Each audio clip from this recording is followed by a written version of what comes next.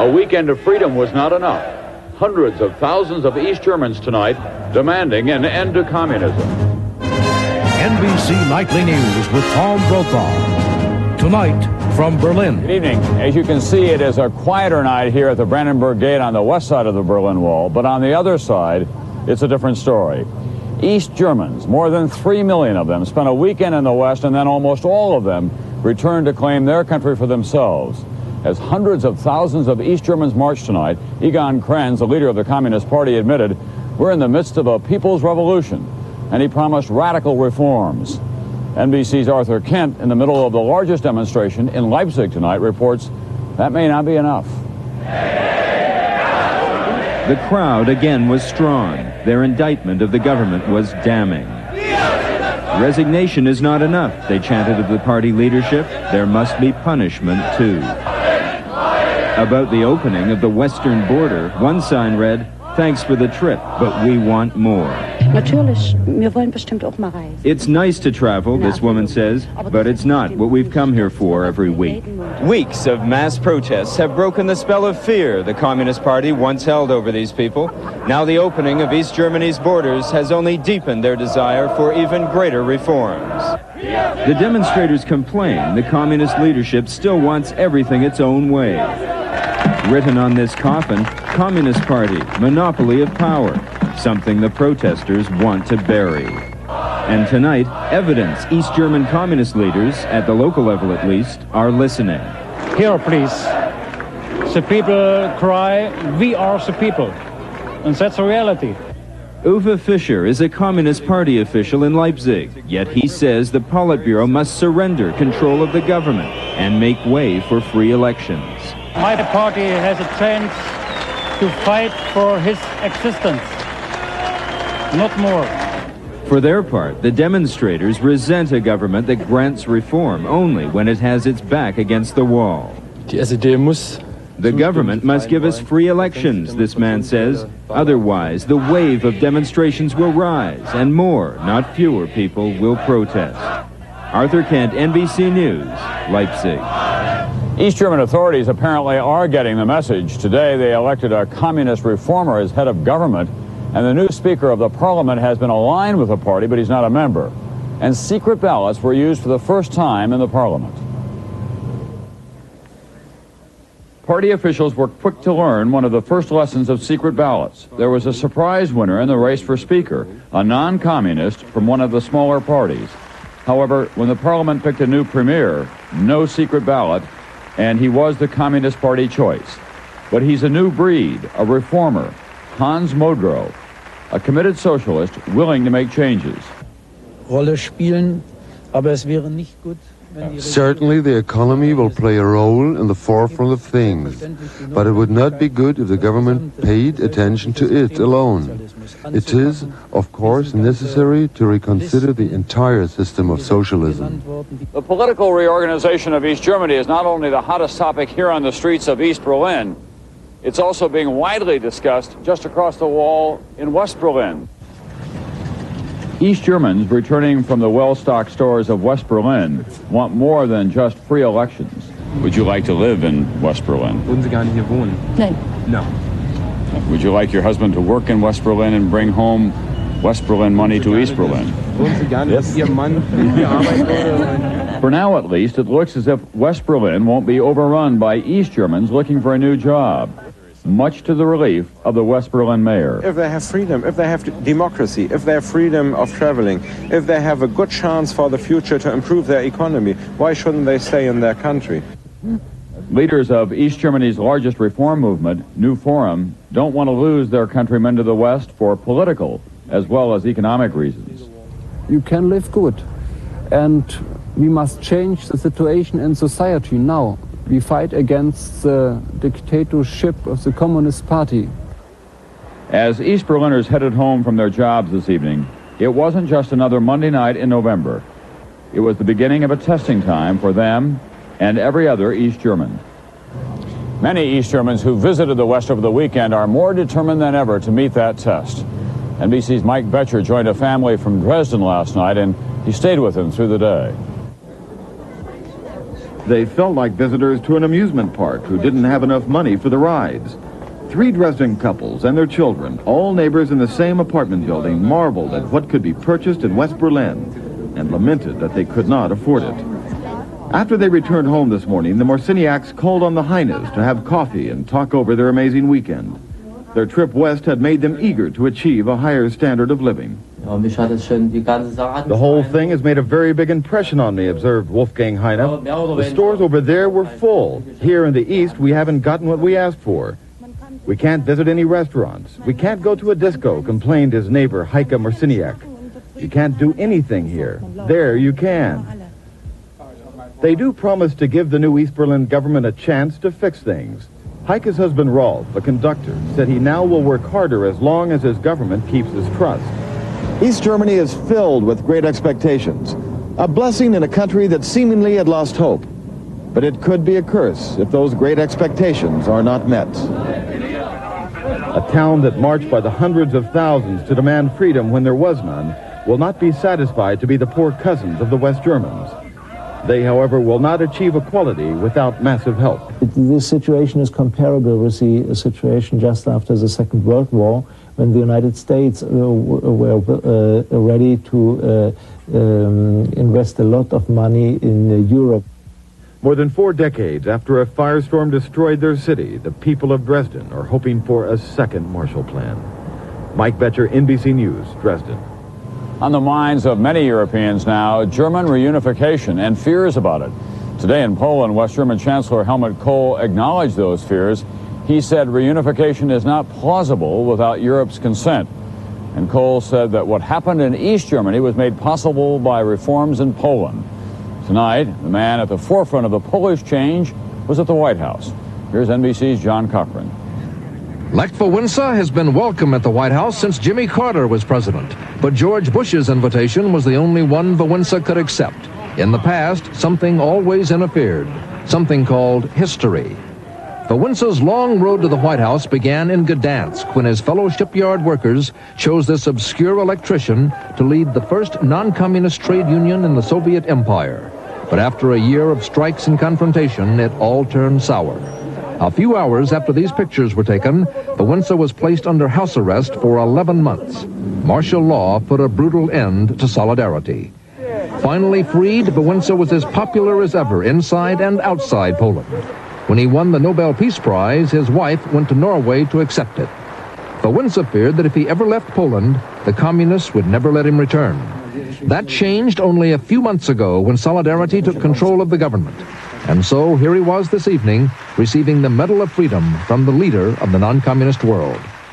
You were called a nobody, but Lenin and Stalin have been disproved, not by presidents or princes, but by the likes of an electrician from Gdansk and his fellow workers in a brave union called Solidarity.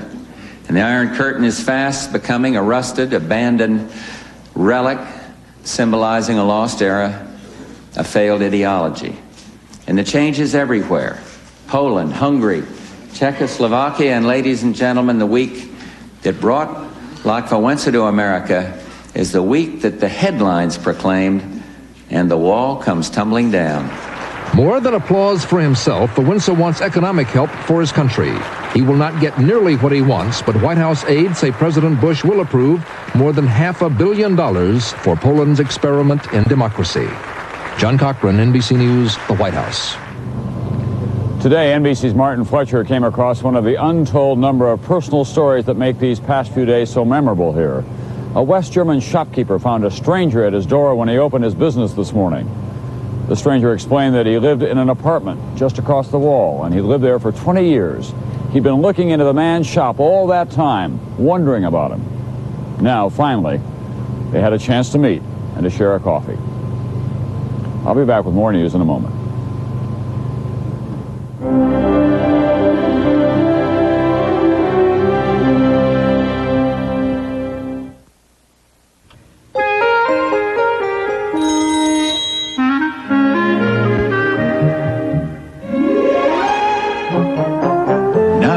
Even the worst arthritis sufferers don't have to wake up stiff and sore, because your doctor can help you find relief from the morning pain and stiffness that are often early signs of arthritis. Go off to see your doctor today and get a kick out of getting up in the morning. Pfizer, wake up to good mornings. Attention shredded wheat eaters, you've been missing something. Taste. But no more. Kellogg's Squares brings you that superlative shredded wheat nutrition with no salt, no fat, no cholesterol. But wait, Kellogg's Squares gives you free in every bite. Taste. Sweet, delectable fruit in the middle. You might never eat plain old shredded wheat again. Kellogg's Squares. Shredded wheat with taste. Free in every bite. And speaking of taste, now Squares have 35% more raisin. Great taste. Free. In El Salvador, the heaviest fighting in 10 years of civil war has left more than 200 people dead. The White House charged today that the leftist rebels are getting help from Nicaragua and Cuba, but said there are no plans for any U.S. intervention. NBC's Jane Whitney. Savage fighting raged for the third straight day. The latest targets were mostly poor and working-class neighborhoods skirting the capital. Army gunships with heavy machine guns fired on rebel strongholds and buzzed the city. The leftist rebels struck back. Hour by hour, the death toll mounted. Hospitals, short of staff and medical supplies, struggled to keep up with treating hundreds of injured Salvadorans. The army and the guerrillas have both suffered heavy losses, but so far neither side has broken. Even in the wake of their failure to spark an insurrection, the rebels are energized by the latest round of fighting. They say they're determined to recapture local and international support they've lost and force the right-wing government to deal with them as part of the peace process. Causarle el número mayor de bajas al enemigo. Others say their only mission is to kill as many of the enemy as possible. Porque ellos son incapaces de topar con las unidades militares. Publicly, army officials scoffed at the guerrilla offensive. Most are observing the dawn-to-dusk curfew imposed by President Alfredo Cristiani last night. Others ignored the government appeal to stay at home and ventured out into the streets. The guerrillas say they're digging in for the long haul, that this is the final test for them and for the United States-backed military forces. But the Army's firepower and mobility is working against the rebels, and bit by bit, stronghold by stronghold, the Army is closing in. Jane Whitney, NBC News, San Salvador. The Pentagon today reported another accident involving U.S. Navy warplanes. Two attacked jets on a training mission near El Centro, California, overshot their target on Saturday and dropped 12 live bombs near a desert campsite. One mobile home was damaged and one man was slightly injured. Not long ago, Gregory Rockman, a South African police officer of mixed race, made headlines when he publicly accused his colleagues of brutality against dissidents. Well, today, Rockman was arrested, charged with attending an illegal gathering, and he was suspended from the police force.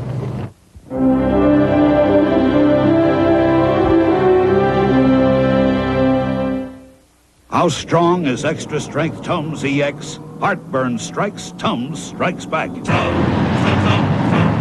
Heartburn's gone that fast. Tums EX, twice as strong, twice as fast as regular Rolaids. Ooh, honey, don't come near me, please.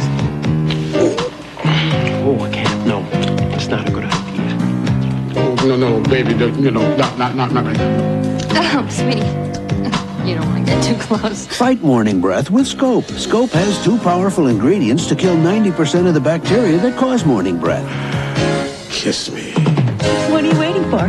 Great kiss. You may kiss me now. Scope, the best thing first thing in the morning. Finally, there's a minivan for kids with parents. And let's face it, we all have them. Yeah. The all-new Oldsmobile Silhouette. Talking radical concept here. Your own window seat. Room for lots of things. And neat stuff to keep your parents from bugging you on long trips. Besides, Silhouette makes them look cool. Right. This is not your father's Oldsmobile. Ready, dudes? And they need all the help they can get. Yeah. This is the new generation of Olds. If you took Alka-Seltzer Plus for your sneezing and congestion, there's something you should know. Contact maximum strength caplets work twice as long. Gesundheit. Until there's a cure, there's contact.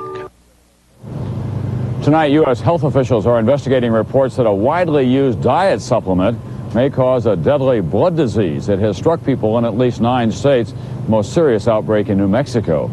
NBC Science correspondent Robert Bazell. In health food stores around the country today, workers were either removing L-tryptophan from the shelves or posting warnings. Physicians believe they have discovered an outbreak of a serious new illness among people who have taken the commonly used food supplement. I started out with actually just a headache, and it's just progressed to the point where I'm really quite tired now. Joy Hunter has the illness. The symptoms include a high count of a certain type of white blood cell, severe muscle pain, coughing, and rashes. There have been no confirmed deaths, but doctors say the illness could be life-threatening. There have been 50 confirmed cases, but at state health departments across the country and at the Centers for Disease Control, reports of new cases were pouring in today, and officials believe there are hundreds, probably thousands. L-tryptophan is a natural substance in the body. People take it in large doses to help go to sleep or to relieve premenstrual syndrome. Both the Centers for Disease Control and the Food and Drug Administration are investigating. So far, the investigation has found that almost everyone with the illness has taken L-tryptophan, usually in high doses, but there is no single brand or manufacturer that seems to be responsible. Federal health officials say that until they figure out what is causing the illness, the risks of taking L-tryptophan far outweigh any benefits. They are urging that stores stop selling it, and that if people have any at home, they stop using it. Robert Bazell, NBC News, New York. In New York today, the former president of the Beech Nut Company pleaded guilty to charges that he knowingly sold sugar water as pure apple juice for babies. He was sentenced to 6 months of community service, 5 years probation, and he was fined $100,000. Another guilty plea was made today by the Boeing Company. It confessed to 2 counts of obtaining secret Pentagon documents illegally. Boeing agreed to pay a fine of more than $5 million.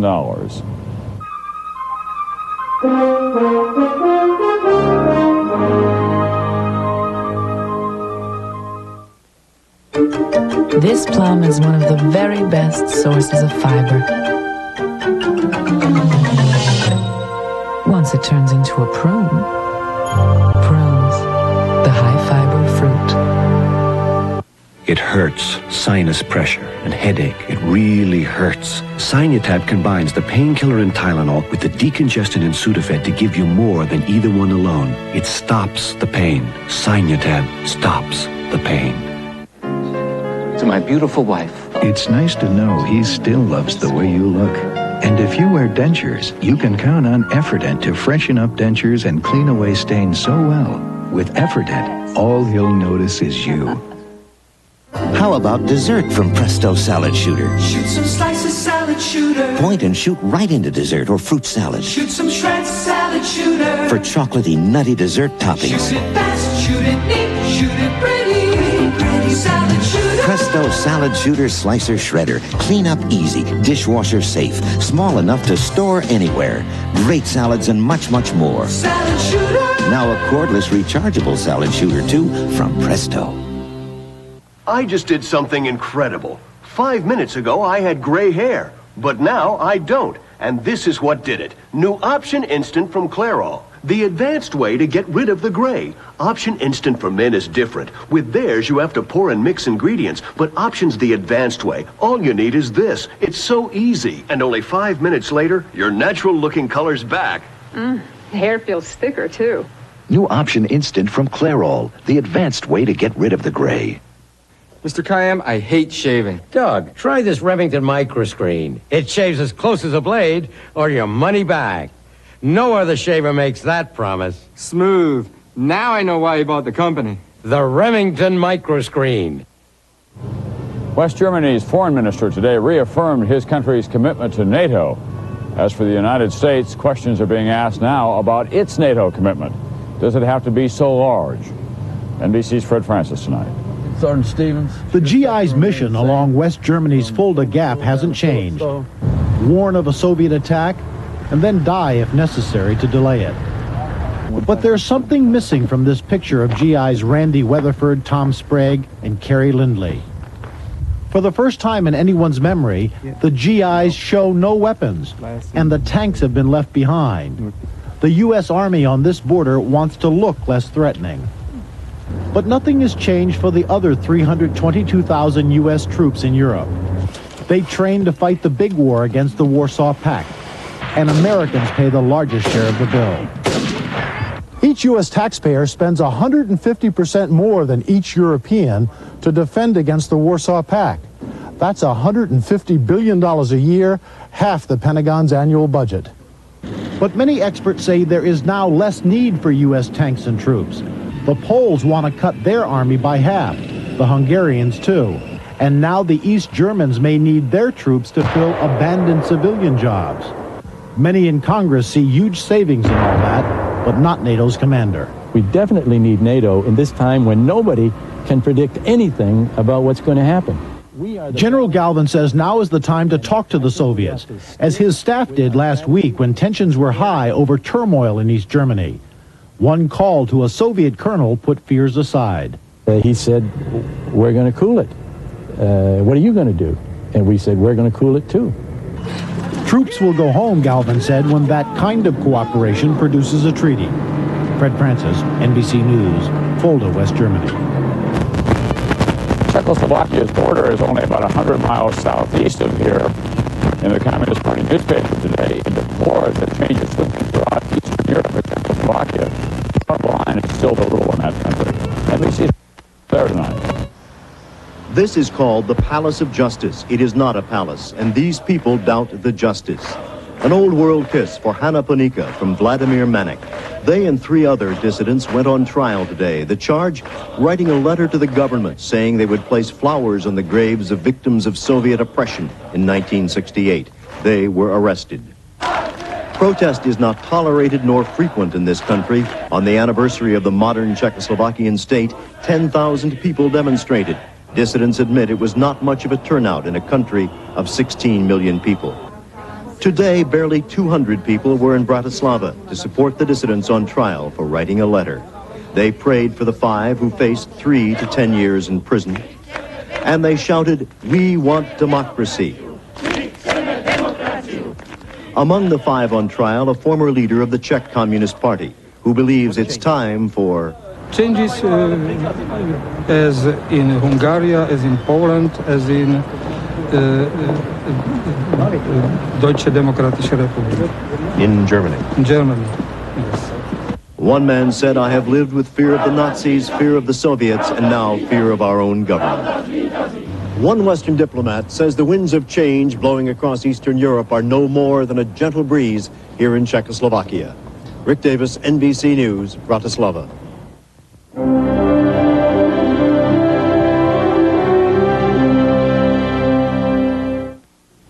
You're up.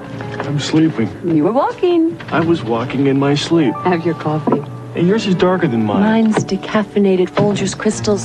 Yours is the decaffeinated you always drink. Did you use the same amount? Yeah, watch. Mine's mountain grown Folgers. Nice aroma. A sip? Yeah. I thought I was the reason you're always so bright-eyed in the morning. Oh, you are. Decaffeinated Folgers crystals. So dark and rich, shouldn't you switch? Gentlemen, call your mothers. This is a demonstration of 2 calls at 9 p.m. from LA to San Francisco. Hello, with MCI's new Primetime, this 25-minute call costs 37% less than with AT&T. Meatloaf, my favorite. And Primetime lets you save no matter how far you call or how long you talk. Sure, okay. Look, gotta go. Bye-bye. So the choice that's right is the choice on the right. MCI's new Primetime. Real savings 24 hours a day. Call now, get 1 month free. Ford, profiles in quality, employee involvement. If you're working together, you do a better job. I said that back in '82, and the quality of our cars and trucks is proof that it's working today. Money alone won't build quality cars. You've got to have better designs. Better designs don't mean a thing, unless engineering can live up to the designs. Engineering works only when everyone is committed to quality. Our goal is to build the highest quality cars and trucks in the world. At Ford, Mercury, and Lincoln, quality is job one. These are scenes everyone hopes will never be repeated. It was and still is the anti-fascist protection barrier. But the people behind the wall knew better, and they wanted no part of it. Tools of bravery are on display at the Checkpoint Charlie Museum in West Berlin. You see all the people coming here with their cars now. They don't need to hide themselves. And you like, as a West German, you like to wave with your hands, and they laugh, and they don't need it anymore. Horst Schum was jailed in East Germany for helping people through the wall. Since his release, he's been running the museum, and last Thursday, he kept it open all night. East Germans poured in. They were shocked, surprised and shocked, because in the GDR, they didn't knew something about escapes. They didn't know about the hot air balloons and ultralight planes. When 4 East German men and a pregnant woman swam to freedom, beating a patrol boat to safety, an English tourist took the pictures. Hey, well done! For tourists from both sides of the wall, this is a museum of courage. I could imagine, but I don't know if I would have the courage to do it, because you risk there are only 2 possibilities. The first possibility is you do it and you're free. And the other possibility is you can't do it, and, well, you're shot. Now, a new spirit at Checkpoint Charlie and for the museum. A letter of thanks addressed to the people of West Germany, handed to an American by an East Berliner as she returned home after a weekend of freedom. And at last, she asked if they ever could answer in the same way. She wonders if East Germany will ever be able to return the hospitality. Yes, it could always welcome back those who challenged the wall and survived. That's Nightly News for this Monday night, once again from Brandenburg Gate. The beginning of a new week and a new age for Germany. Just the beginning. The shape and length still to be determined. I'm Tom Brokaw, and as we leave you tonight, we want to pay tribute to the many people who have made our NBC News coverage possible.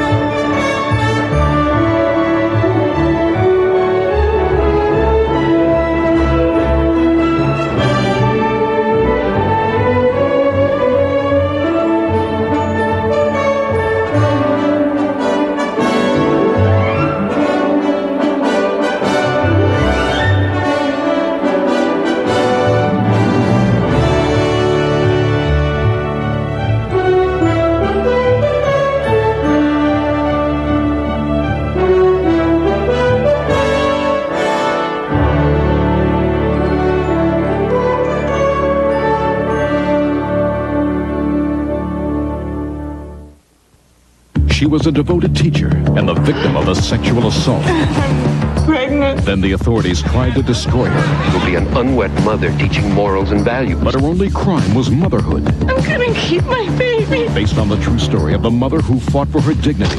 Jill Eikenberry cast the first stone tonight. I'm Brian Gumbel.